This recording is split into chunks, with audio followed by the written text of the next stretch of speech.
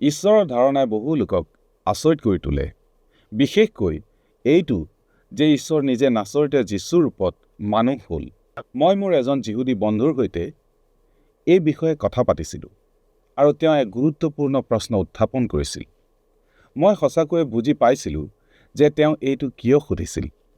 তেওঁ কৈছিল, মই বুজি নাপাওঁ অন্য এজন যিহুদী কেনেকৈ ঈশ্বৰ হ'ব পাৰে। সঁচাকৈয়ে ময়ো ইয়াক সহজে বুজি নাপাওঁ। কিন্তু এইটো মুখ্য সমস্যা নহয়। মূল প্ৰশ্নটো এইটো নহয় যে এজন মানুহ কেনেকৈ ঈশ্বৰ হ'ব পাৰে। সত্য প্ৰশ্নটো হ'ল, ঈশ্বৰ নিজেই মানুহ হ'ব পাৰেনে?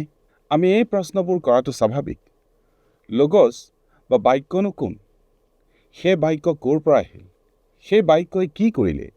এইবোৰ প্ৰশ্নতকৈ অধিক জটিল আৰু গভীৰ প্ৰশ্ন আমি কল্পনাও কৰিব নোৱাৰোঁ। প্ৰিয় বন্ধু, মই আপোনাক এইটো ক'ব বিচাৰিছোঁ যে এই পৃথিৱীত সঠিক পথ বিচাৰি পাবলৈ হ'লে আমি ঈশ্বৰকে আৰম্ভণিৰ স্থান হিচাপে গ্ৰহণ কৰিব লাগিব। ভালকৈ ভাবি চাওক, বাইবেল বিশ্বাস নকৰাটো আচলতে বুদ্ধিমানৰ কাম নহয়। মই দৃঢ়ভাৱে বিশ্বাস কৰোঁ যে ঈশ্বৰৰ ওচৰলৈ যাবলৈ বাইবেলেই সঠিক পথ। প্ৰকৃত অৰ্থত জীৱনত ল'ব পৰা আটাইতকৈ বুদ্ধিমত্তাপূৰ্ণ সিদ্ধান্তটো হ'ল বাইবেলখনক ঈশ্বৰৰ বাক্য হিচাপে গ্ৰহণ কৰা। যেতিয়া আপুনি ঈশ্বৰৰ বাক্যত বিশ্বাস কৰে, তেতিয়া আপোনাৰ বুজি পোৱাৰ ক্ষেত্ৰত ডাঙৰ দুৱাৰ মুকলি হ'বলৈ আৰম্ভ কৰে। সত্যৰ নতুন নতুন ক্ষেত্ৰ আপোনাৰ আগত উন্মুক্ত হয়। যিবোৰ কথা আগতে অস্পষ্ট আছিল, সেইবোৰ লাহে লাহে স্পষ্ট হৈ উঠিব। তেন্তে আপুনি নিজকে এই মহান সুযোগৰ পৰা কিয় বঞ্চিত কৰিব? ঈশ্বৰৰ বাক্যত কেৱল এক সৰল বিশ্বাসেৰে আগবাঢ়িলেই বুজি পোৱাৰ দুৱাৰবোৰ আপোনাৰ আগত মুকলি হ'ব পাৰে। যেতিয়া মই যোহনৰ পুস্তকখন পঢ়িবলৈ আৰম্ভ কৰোঁ, তেতিয়া এটা গুৰুত্বপূৰ্ণ শব্দ মোৰ চকুত পৰে। সেই শব্দটো হ'ল বাক্য। আদিতে বাক্য আছিল। কিছুমান লেখকে কয়, গ্ৰীক ভাষাৰ এই লোগছ শব্দটোৰ ভিতৰত এটা বিশেষ আৰু গভীৰ অৰ্থ নিহিত হৈ আছে। যেতিয়া আমি বাইবেলৰ বাক্য শুনো আৰু অধ্যয়ন কৰোঁ, তেতিয়া বহু বিষয় আমাৰ বাবে স্পষ্ট হৈ উঠে। লোগছ শব্দটোৰ ভিতৰত এটা মহান গভীৰ অৰ্থ নিহিত হৈ আছে। সেইবাবেই মোৰ বাৰ্তাটোৰ শিৰোনাম হৈছে লোগছ বা বাক্য ঈশ্বৰ। আমি যোহন 1 অধ্যায়ৰ 1 পদৰ পৰা 5 পদলৈ এই 5টা পদ পঢ়োঁ হওক। আদিতে বাক্য আছিল আৰু বাক্য ঈশ্বৰৰ সৈতে আছিল আৰু বাক্যই স্বয়ং ঈশ্বৰ। তেওঁ আদিতে ঈশ্বৰৰ সৈতে আছিল। তেওঁৰ দ্বাৰাই সকলোৱে হ'ল আৰু যি হ'ল সেইবোৰৰ এটাও তেওঁৰ বিনে নহ'ল।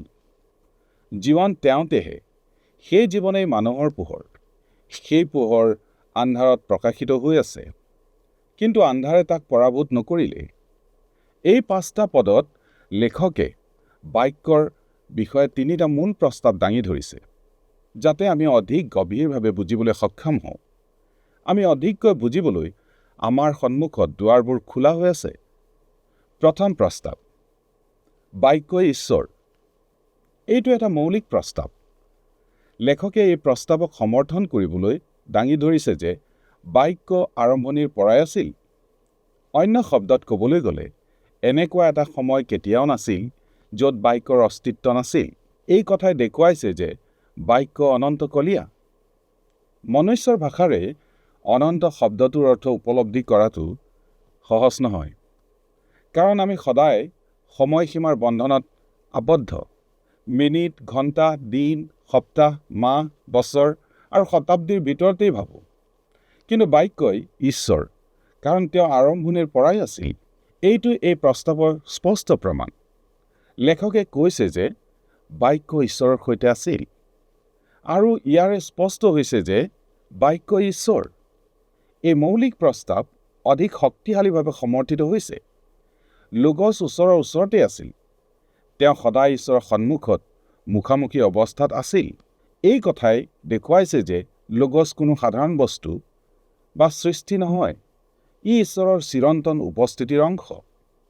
প্ৰিয় বন্ধু, মই বিশেষকৈ এই বাক্যাংশটো জোৰ দি ক'ব খোজোঁ।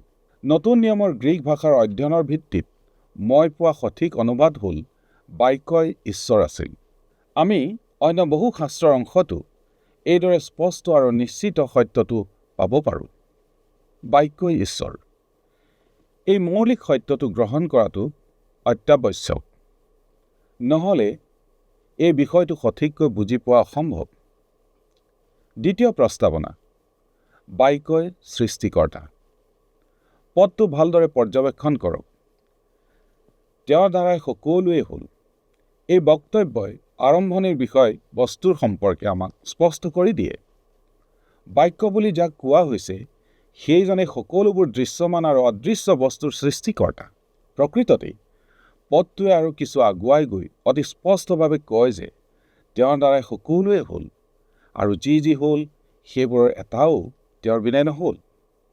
এই পদটোৱে এই কথাটোকেই দৃঢ়ভাৱে প্ৰতিষ্ঠা কৰিছে যে বাক্যই সৃষ্টিকৰ্তা। যদি আমি আদিপুস্তক 1 অধ্যায়টো চাওঁ তেন্তে আমি দেখিম যে ঈশ্বৰে কেনেদৰে স্বৰ্গ আৰু পৃথিৱীখন সৃষ্টি কৰিছিল। তেওঁ এই সকলো বস্তু সৃষ্টি কৰিলে আৰু সকলোবোৰ গঠন কৰিলে। বাক্য সৃষ্টিকৰ্তা হিচাপে সক্ৰিয় আছিল। ইয়াত শাস্ত্ৰই এই কথাটোকেই স্পষ্টভাৱে ঘোষণা কৰে, বাক্যই সৃষ্টিকৰ্তা। তৃতীয় প্ৰস্তাৱনা, বাক্যই প্ৰকাশক। এই সত্যটি এই বাক্যৰ দ্বাৰা প্ৰতিষ্ঠিত হৈছে। সেই জীৱনেই মানুহৰ পোহৰ। মানৱ জাতিৰ জীৱনত পোহৰ হৈছে যুক্তিবোধ, অৰ্থাৎ চিন্তা কৰাৰ ক্ষমতা, আৰু ইয়াক প্ৰায়ে যুক্তিৰ পোহৰ বুলিও কওঁ। আৰু ঈশ্বৰে আমাক এনে ৰূপে গঢ়ি তুলিছে যে আমাৰ ভিতৰত এই যুক্তিৰ পোহৰ আছে। তেওঁত থকা বাক্যত জীৱন আছিল আৰু ইয়াক অন্ধকাৰে পৰাভূত কৰিব নোৱাৰিলে। পোহৰক নুমুৱাবলৈ বহুতো প্ৰচেষ্টা চলোৱা হৈছিল, কিন্তু তেওঁ প্ৰকাশক হোৱাৰ বাবেই পোহৰ এতিয়াও জিলিকি আছে। বাক্যই প্ৰকাশক। এইটো হৈছে আমাৰ তৃতীয় প্ৰস্তাৱ, যিয়ে আমাৰ বাবে বুজি পোৱাৰ দুৱাৰখন বহলকৈ মুকলি কৰি দিছে। এই 5টা পদৰ ভিতৰত এই 3টা মৌলিক প্ৰস্তাৱনাৰ মাধ্যমেৰে আমি স্পষ্টকৈ জনা উচিত যে লগছ কোন। তেওঁ ঈশ্বৰ, তেওঁ সৃষ্টিকৰ্তা আৰু তেওঁ প্ৰকাশক। এই সময়ত আমি প্ৰাৰ্থনাৰে শেষ প্ৰাৰ্থনা কৰোঁ।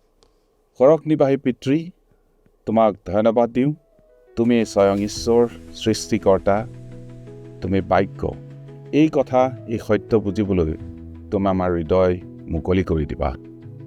এই যাচনা ত্ৰাণকৰ্তা যীশুৰ নামত জনাওঁ, আমেন।